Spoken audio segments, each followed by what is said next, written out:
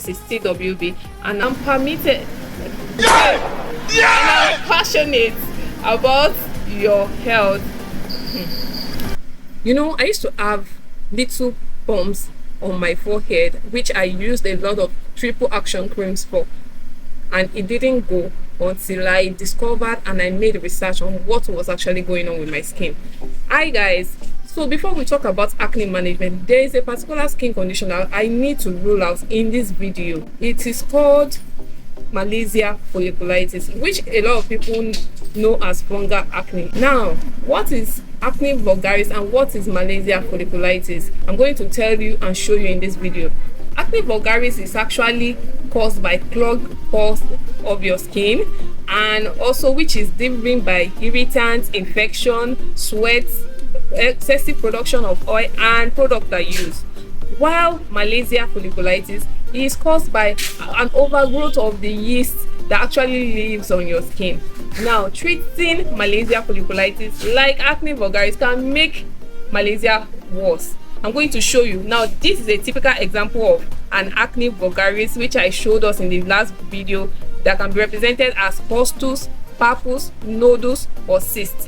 While this, on the other hand, is what Malassezia folliculitis looks like. It looks like a uniform bump on your forehead. It can also be on your chest, on your back, and most times they are always itchy. They have no pus, they have no reddish look, so they are not inflamed. It is actually an overgrowth of yeast cell that actually lives on your body. Now, how can you treat Malassezia folliculitis? Because I mentioned treating it like acne vulgaris will actually make it worse. So once you've been able to identify that what you have on your skin is Malassezia folliculitis, which many know as fungal acne, what is the next step for management of this? First, you want to avoid every heavy, occlusive, oily skincare products or makeups in your regimen.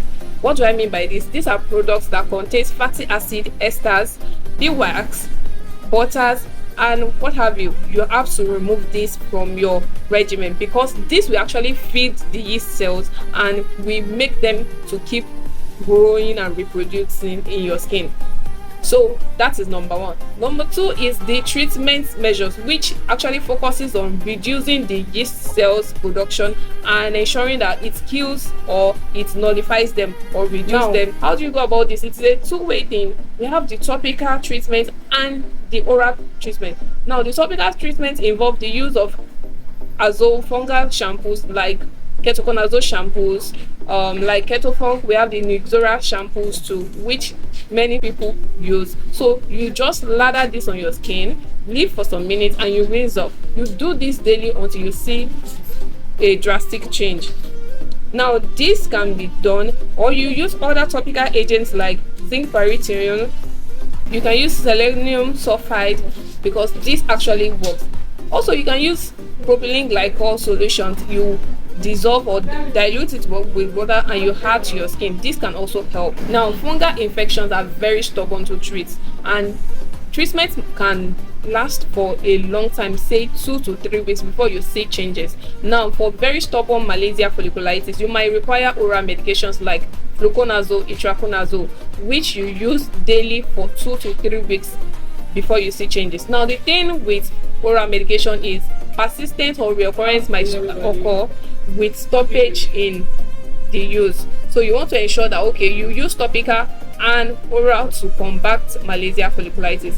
Other measures such as wearing cotton clothes that does not tighten, or clothes that are not will not make you sweat, can also be done. Also, ensure that you dry your skin very well when you sweat. And for our gym bros and sisters, after you go for your gym, ensure that you take your bath and ensure proper hygiene very well.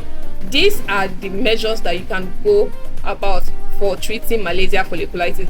Bear in mind that for acne vulgaris, treatment or management is very, very different. So stay tuned for the next video after this, where I'm going to be discussing acne management 101 in the next video. Thank you for watching. Please stay tuned, like, subscribe, and share to as many people that can benefit from it. Once again, this is TWB, and I'm permitted And I'm passionate about your health. And I'm committed to ensuring that you stay informed, you stay protected, and you stay healthy. Thank you for watching.